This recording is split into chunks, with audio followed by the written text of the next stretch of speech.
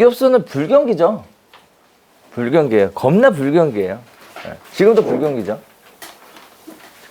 여러분 이거 혹시 아세요? 대한민국의 부동산 중개업소는요, 호경기인 적이 단 한 번도 없었어요. 호경기인 적이 단 한 번도 없었어. 손님이 있으면 물건이 없고, 물건이 있으면 손님이 없어. 양쪽 다 많은 적이 19년 전에 있었대요. 제가 해보지 않은 시절에 있었다고 선배들은 얘기를 하더라고. 그런데 없었어. 저 있을 때는 없었어요. 자, 생각해 봅시다. 그러면 경기가 좋아지면 왜 무슨 일이 생기냐면 집에 있는 장롱면허증이 다 튀어나와요. 경기가 안 좋으면 이도 저도 안 돼서 다 또 문 닫고 다 사라져. 이 숨바꼭질을 맨날 반복하거든. 맨날 반복하거든. 그런데 우리가 재밌는 사실 하나 발견할 수 있는 게 있어요. 뭐냐면 경기가 그렇게 안 좋던 2012년도에 네오비를 할 때요, 제가. 그때 저한테 전화 오셔서 선배님들이 이런 질문을 하셨어요. 교수님, 나 내년에 세금이 너무 많이 나올 것 같은데 세금 줄이는 방법 좀 특강 좀 한번 해주세요. 라고 하는 사람이 있었어. 아니, 정확하게 사람이 아니라 사람들이 있었어. 뭘 의미해요? 잘 되는 사람은 늘 항상 잘 돼. 늘. 2012년도에 문 닫고 망해서 다 지방 내려가는 그 시절에 서울에서 중개업소 세금 줄이는 방법 알려달라고 하는 사람이 있었다고요. 그래서 우리는 이런 얘기하죠. 제일 많은 분들이 이런 얘기를 해요. 경기가 안 좋아서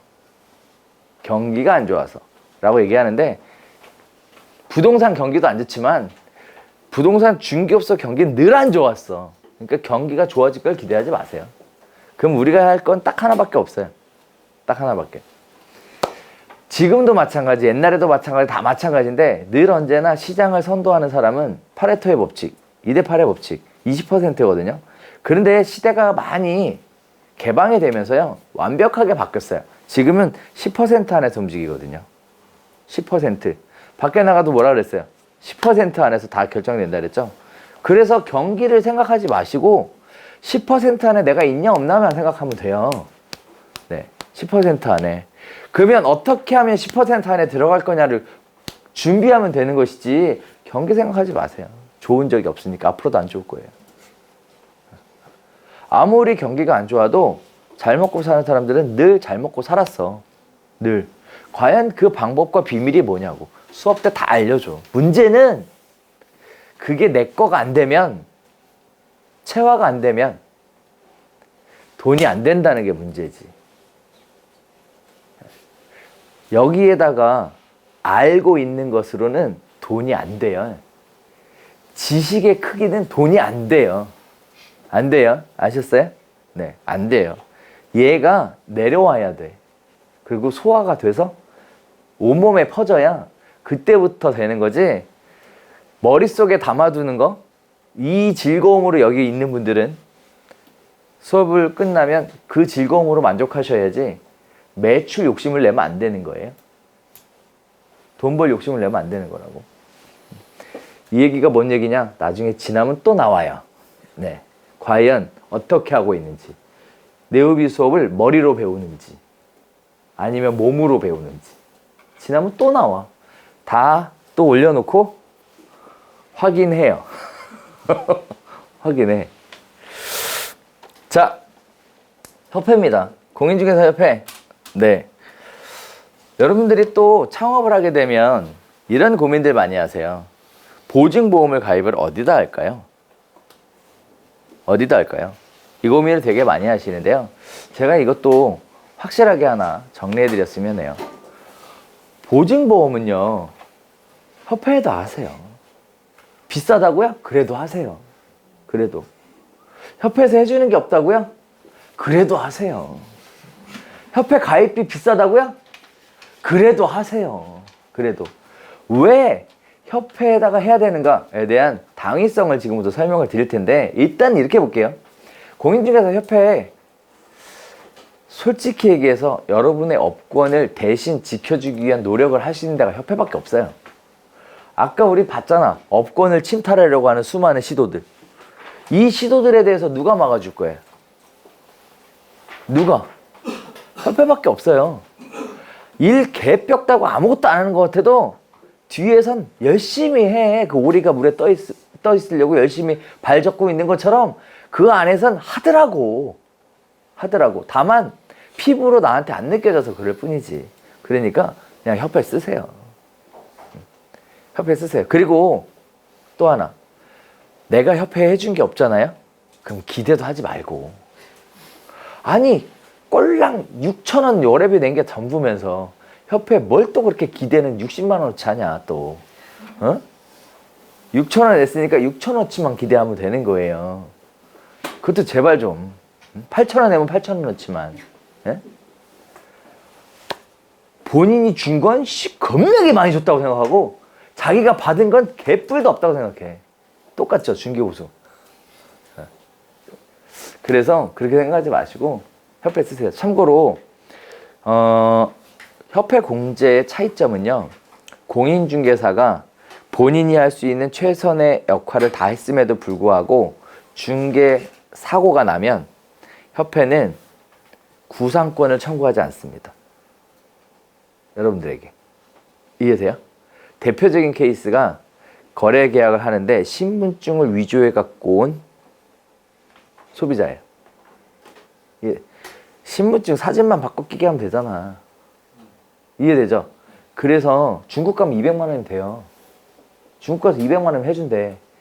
운전면허증.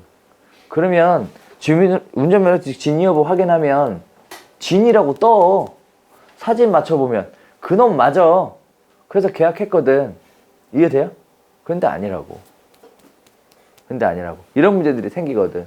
그럴 경우에 문제가 생기면 공제사고에 대해서는 중개사가 할 수 있는 건 다 했잖아요. 그러면 구상권 청구를 안 해요. 그래서 정상적인 중개 활동을 열심히 하시려면 그렇게 하셔야 되고, 또 하나는 나중에 계약서를 쓰고 나면 공제증서를 주죠. 그죠? 복사해서. 그죠? 이 공제증서, 소비자들에게 계약서 쓰고 나서 지급하는 공제증서는 앞뒷면이 다 복사가 된 걸 줘야 돼요. 아시죠? 네. 꼭 앞면만 복사해서 주는 사람이 태반이더라고. 네, 앞뒷면이에요. 자, 이런 것들이 대내적인 문제예요. 자, 그 외에 대외적인 문제들도 잔뜩 가지고 있습니다. 일단은 인터넷 포털이 엄청나게 많아요.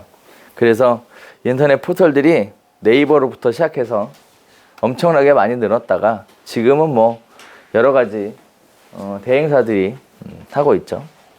그리고 네이버라는 시장을 모르고 부동산 중개업을 하기에도 어려운 그런 시장이 도래해 있어요. 이건 이따가 정리 제가 해드릴 거예요.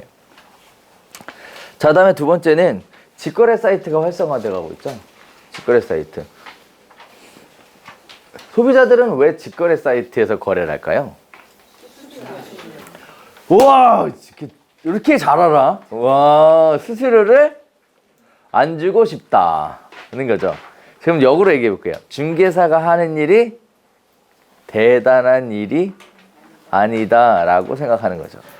대학생들 원룸 구해줄 때 1학년 때 부모랑 와서 구하고 들어가면 졸업할 때 나오죠.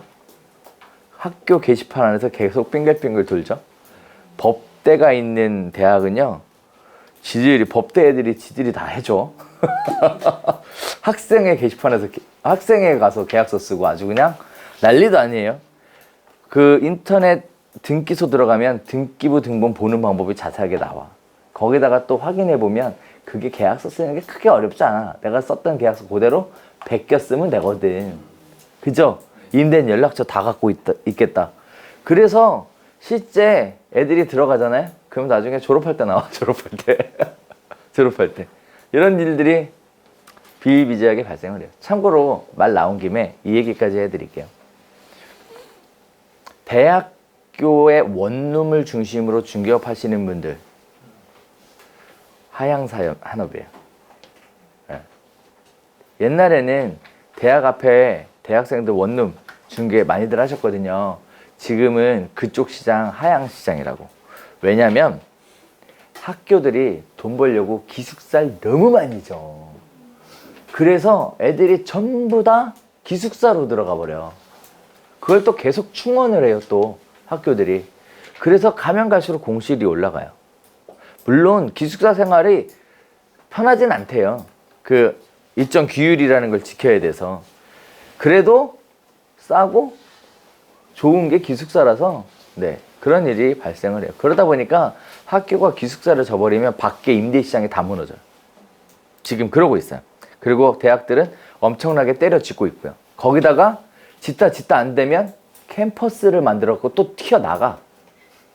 캠퍼스. 그래서 또 애들도 또 대거 빠져나가요. 이거 뭐 이래저래 답이 안 나오는 시장이 그쪽 시장에. 거기다가 또 이런 경우 있어요. 이렇게 빠져나가면 공실이 많이 늘어나겠죠. 그래서 지방에 실제 이런 일들이 있어요. 학교 앞에 있는 원룸부터 해서 차곡차곡 빠져나가잖아요. 그럼 학교 뒤에 있는 원룸은 사실상 시간이 지나면 안 빠져나가겠죠. 학교에서 먼데 있는 원룸들은. 그래서 학교에서 가까운 원룸은 중개보수가 한 달치 월세. 학교에서 먼 원룸은 중개보수가 3개월치 예요. 3개월치 월세. 이렇게 해서 월세가 달라지더라고. 그리고 또 뭐도 있냐면 렌트 프리. 그래서 먼 지역에 학교에서 멀리 떨어져 있는 원룸은 수수료로 3개월치 주고 학생들한테는 3개월치 무상으로 살 수 있게. 그러면 임대인 입장에서는 6개월 놀리는 거죠. 그죠? 그래도 공실인 것보다 그게 낫다라고 해서 그렇게들 중개들 해요. 지금. 사양산업 맞아. 사양산업 맞아요. 그래서 애들 열심히 꼬시는 게 그래서 꼬시죠. 옛날에는 기숙사에서 뭐 1년만 지낼 수 있고 뭐 그 휴가에 나가고 뭐 그래야 된다고 뭐 제가 하는데 기숙사를 지속적으로 충원하면서 그런 게 계속 줄어들고 있고요. 그다음에 또 재밌는 게 있어. 여러분 잘 아시는 좀 서울의 명문대학 있죠. 서울의 명문대학은 애들 교육을 잘 시켰겠죠. 그죠? 돈 있는 사람들일까 돈 없는 사람들일까? 돈 있는 사람들이거든요. 대부분 그렇더라고요. 그래서 그쪽 지역은 원룸하고 오피스텔 임대 시장은 잘 안 만들어져도 매매 시장은 또 잘 돼 또. 아예 사줘버려. 애가 거기 합격을 하면. 그래서 뭐 여러분 잘 아시는 그런 명문대 앞쪽에 그 도시형 생활주택이나 원룸 같은 거, 이렇게 오피스텔 뭐 이런 거 분양하면 네, 경쟁률이 장난이 아닙니다. 네. 그래서 새로운 시장이죠. 자, 이런 것들이 만들어져 있어요. 다시 본론으로 갈게요. 직거래 사이트에 사람들이 열광하는 이유는 간단해요. 중개보수 주고 싶지 않다. 중개업소에서 하는 것이 별게 아니다. 라고 생각하는 그 시작 때문에 그렇죠. 그리고 이러한 소비자들의 심리를 이용해서 여러 가지들을 이용을 해요. 대표적인 케이스가 직방이라는 회사가 그런 케이스죠. 직방 원래 소비자들이 자기 매물을 등록해 놓고 그리고 거기서 직거래하라고 홍보를 해서 유도를 했었던 그런 사이트죠. 그랬다가 지금은 소비자가 직접 매물을 등록하는 칸을 아예 없애버렸죠. 그래서 중개사만 등록할 수 있게끔 이렇게 만들어져 있어요. 자, 얘의 시작은 어디서부터 시작을 했죠? 여기서부터 시작했죠. 네. 그래서 피터팬에 들어가 보면 그런 거 있어요. 무슨 어디 제휴중개업소, 어디 제휴중개업소. 그래서 막 피터팬 제휴중개업소 따라락 떠 있어요. 네. 돈을 엄청나게 내야 제휴중개업소가 될 수 있어요. 네. 제휴중개업소 할까요, 말까요? 할까요, 말까요? 제가 협회 강의할 때는 이렇게 얘기해요. 안 되죠. 그런 거 하면. 그죠? 직거래 사이트 아니에요. 중개사가 직거래 사이트에 등록하면 돼요, 안 돼요? 안 되죠. 근데 내후비서 올 때 뭐라 그래요? 아, 해야죠. 돈 되는데 왜 안 해요? 누군가에게 피해를 주는 거예요? 누군가한테 피해를 주면서 돈이 되면 그건 나쁜 거지만 저기다가 광고해서 돈을 버는 거 누군가에게 피해를 주는 게 아니에요. 당연히 지불해야 될 중개보수를 안 주겠다고 저희 가는 게 더 이상한 거지. 사실은. 그래서 그렇게 가죠. 그래서 개인적으로는 그래서 저런 사이트를 이용하면 안 된다. 어떠한 리스크가 있다. 책임져 주지 않는다. 무슨 뭐 그런 식의 내용들이 조금 이슈화가 좀 더 됐으면 좋겠어. 안 그래도 신문 기사에 저거 사건 사고 많이 나오거든요. 알고 봤더니 뭐 이런 거. 그래서 좀 이슈가 좀 더 됐으면 좋겠고 많이 좀 알려줬으면 좋겠어요. 근데 그럴 것 같지 않아요. 어디 외국계 그 헤지펀드에서 투자 받아가지고 지금 뭐 새로운 사업을 준비하고 있는 걸로 알고 있어요. 저 회사가. 네, 그런 걸로 알고 있습니다. 자, 그다음에 잘 아시는 직방 있죠? 가격을 많이 올려서 지금 3개월에 50만 원씩 그래서 아니 한 달에 50만 원씩 물건 10개 광고하는데 그래서 3개월 단위로 계약해야 돼서 150만 원 내야 된다고 그런 얘기들을 하시더라고요. 제가 개인적으로 볼 때 직방이라는 회사는 원래 중개사들한테 광고비를 받으려고 만들어진 회사는 아니에요. 제가 알기로는 그렇게 알고 있습니다. 그런데 수익을 낼 모델이 별로 없어요. 그래서 결국은 중개사들한테 광고비 많이 받는 형태로 갔죠. 근데 이제 이런 생각을 해봐야 돼요. 직방이라는 회사가 있고 다방이라는 회사가 있어요. 그죠? 똑같은 회사죠. 사실상. 그러니까 똑같은 일을 하는 회사죠. 그럼 직방 효과가 있을까요? 다방 효과가 있을까요? 직방 효과가 있을까요? 다방 효과가 있을까요? 직방이죠. 왜요? 먼저 시작했잖아요. 먼저 시작했어요. 자, 그래서 직방의 효과가 더 좋아요. 그리고 다방이죠. 그런데 최근에 불경기잖아요. 150만 원 광고비를 지불을 했는데 그만큼의 효과를 볼 수 없다 그러면 중개사들은 대거 이탈해서 어디로 갈까요? 싼 데로 가고 싶겠죠. 아니면 지불을 안 하고 싶겠죠. 광고비가. 그래서 지금 대거 다방으로 이탈하고 있는 상황입니다. 현재 모습이. 그래서 소비자들도 직방에다가 그렇게 광고비를 150만 원씩 내고 했어요. 그러면 본전 찾으려면 어떻게 해야 돼요? 좀 세게 해야 되겠죠. 그죠? 그러다 보니까 허위 매물 문제 때문에 소비자들이 직방 가면 허위 매물이 너무 많아서 볼 게 없다 라는 내용이 점점 인식이 커지고 있는 상황이에요. 그래서 제 생각에는 현재 상태로 가면 둘 다 망하지 않을까 네. 생각하고 있습니다. 또 하나 재밌는 거는 직방도 그렇고 다방도 그렇고 저렇게 자동차까지 만들어 갖고 제휴업소들이 저거 끌고 다니면서 온 천지의 광고를 대신하고 있죠. 그렇죠? 그래서 그런 생각도 좀 들어요. 우리도 저렇게 차 만들어 갖고 타고 다닐까? 같이? 재밌을 것 같다라는 생각이 들어요. 그래서 실제 진지하게 고민하고 있는 내용이에요. 네. 뭐 사면 되지 뭐 까짓 거. 네. 자, 그래서 저런 방법들이 있습니다. 자, 최근에 직방하고 다방은 전부 다 아파트 시장을 공략하려고 노력하고 있어요. 근데 실제 아파트 시장은 누가 절대 강자예요? 네이버가 절대 강자예요. 자, 그럼 과연 직방이나 다방은 아파트 시장으로 진입을 성공할 수 있을까요? 이거 어떻게 생각하세요? 제가 이 얘기 하나 해드릴게요. 원래 네이버 부동산이 절대적 공룡 기업이었어요. 제가 알기로는 연 영업이익이 5천억 정도? 부동산에서만 발생하는 걸로 알고 있었습니다. 그런데 왜 그랬냐면요. 그 네이버 프리미엄 중개업소 있죠. 그 옛날에 있었거든요. 네이버 프리미엄 중개업소. 예를 들어 잠실에 네이버 프리미엄 중개업소 가입하려면 2천만 원이었어. 6개월에. 2천만 원. 그 한 아파트 단지에 프리미엄 업소가 4개 있었다고. 얼마야? 8천. 그런 아파트 단지가 잠실에 몇 개 있어? 5개. 그러면 8억 44억이라니까? 잠실에서만 아파트 단지 5개 가지고 상상을 초월하는 돈을 벌었어요. 상상을 초월하는 돈. 그럼 프리미엄만 있어요? 아니잖아요. 그 밑에 등급들 잔뜩 있었거든. 그래서 떼돈을 벌었어. 그래서 무슨 일이 생겼냐면 사실은 그래요. 제가 그 광고의 3대 원칙 알려드렸어요? 블링블링 안 했죠? 네. 오늘 그 얘기를 좀 합시다. 광고 얘기 나왔으니까. 우리가 처음에는 부동산 114, 서브, 뱅크, 닥터, 뭐 스피드뱅크 뭐 이런 거 있었거든요.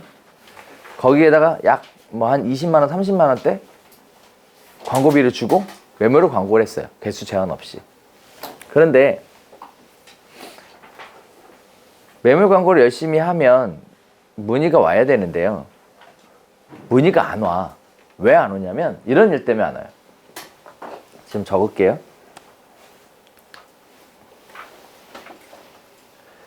광고에 대해서는 사실 되게 심플하게 정리되어 있는 게 하나 있어요. 일단 A라는 중개업소가 있고 B라는 중개업소가 있고 C라는 중개업소가 있어요. 그리고 첫 번째 주가 됐어요. 그래서 소비자가 3억의 매물을 내놨어요. A, B, C 세 군데다가.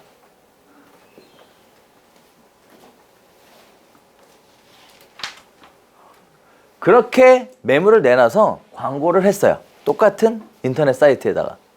그러면 모든 조건이 동일하다고 할 때 전화 문의 누구한테 갈까요? 3분의 1씩 가요. 우위를 찾을 수 없다는 거죠. 맞죠? 3분의 1씩 동일하게 가요. 자, 이 상황을 A, B, C가 다 그냥 가만히 지켜보고 있을까요? 아니면 조금 똘똘하고 잔머리 잘 쓰는 사람이 나타날까요? 나타나겠죠. 그래서 이런 일이 생겨요. 그 다음 주에. 얘도 3억에 광고하고 얘도 3억에 광고하는데 얘가 이렇게 광고를 해버려요. 2억 9천에. 자, 전화문의가 어디로 갈까요? 누구야? C. 얼마나 갈까요? 그렇죠. 100% 가요. 됐죠? 그럼 여기서 우리가 알 수 있는 사실은 이거예요. 모든 조건이 동일하다면 가장 중요한 요건은 뭐예요? 가격이에요. 가격. 자, 그래서 저렴한 가격이 첫 번째 순위입니다. 저렴한 가격이 첫 번째예요. 자, 그럼 또 볼게요. 이 상황이 되면요, C는 겁나게 바쁘겠죠. 그죠? 근데 2억 9천에 매물 광고를 한 이 광고는 허위 매물일까요? 아닐까요? 이게 애매해요. 왜냐면 3억에 매물 접수를 했어요. 그럼 반드시 3억에 거래가 돼야 돼요? 조절이 될 거 아니야. 그래서 2억 9천에 매매가 되면 얘는 허위 매물이 사실상 아니죠. 맞아요? 사실상 허위 매물이 아니에요. 그러면 이런 일이 생기나요? 이런 일이? 허위 매물이 아닌 걸 광고했으니까 아무 문제 될 게 없죠. 그리고 이 사람은 겁나게 바쁘겠죠. 이렇게 전화 문의를 다 받으니까. 그러면 A하고 B가 만나서 이런 얘기를 해요. 야, 요새 경기 너무 없지 않냐? 야, 오늘 저녁에 소주 한잔 할까? 그래서 소주 한잔 먹을 계획을 잡아. 그러면서 C한테 전화하지. 야, C야, 우리 소주 한잔 먹으러 가기로 했는데 같이 갈래? 그럼 C가 뭐라 그래요? 그렇게 얘기 안 해요. C가 뭐라 그래요? 아, 내 몸이 요새 안 좋아. 몸이 요새 안 좋아서 못 갈 것 같아. 감기 좀 났으면 갈게. 나 요새 병원 진료받잖아. 말도 안 되는 얘기들을 해요. 결코 동네 부동산이 나 바빠서 못 가. 계약서 쓰느라고 바빠서 못 가. 이런 얘기를 하는 사람이 없죠. 없어. 그래서 A하고 B가 가서 소주 한잔 먹으면서 신세 한탄해. 경기가 없으면 한탄하고 있는 사이에 C는 겁나게 돈을 벌지. 그러다가 A 사무실에 놀러 온 고객이 얘기해줘. 뭐라고? C는 겁나게 계약서 쓰느라고 바쁘다고. 그리고 나서 관심을 갖고 지켜보지. 그러다가 또 손님이 또 알려줘. 뭐라고? 나는 3억에 내놨는데 2억 9천에 광고하는 C에 대해서 뭐라고 또 거품을 물어대. 그게 허위 매물도 아닌데. 그래서 A가 깨닫게 되지. 뭘? 아이씨, 2억 9천에 나도 해야 되겠다. 그래서 세 번째 3주차에 이런 일이 발생해요. 2억 9천.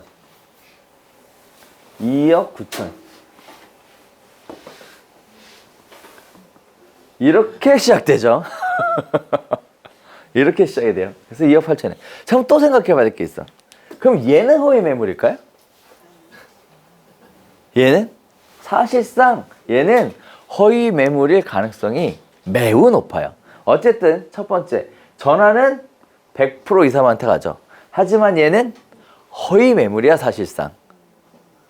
사실상 허위 매물이야. 그러면 이제부터 또 문제가 생기죠.